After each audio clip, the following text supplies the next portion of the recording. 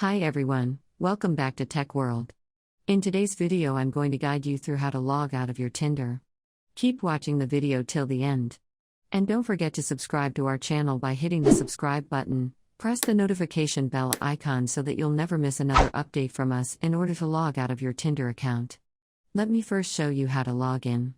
Since I'm not logged into my Tinder account, first tab open a Tinder application and from the first interface of Tinder, select any way that you want to log in with Lemon. Tap on Login with Google option, choose your Google account that is associated with Tinder. Enter your credentials if prompted. And once you're logged into your Tinder, go and tap on your profile picture at the bottom right. Now from this page, tap on the Settings button in the upper left.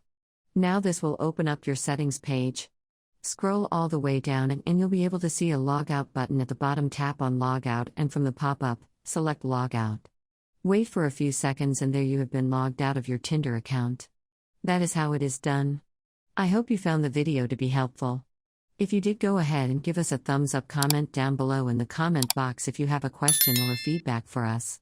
I'll soon be back with more tutorial episode. Goodbye till then.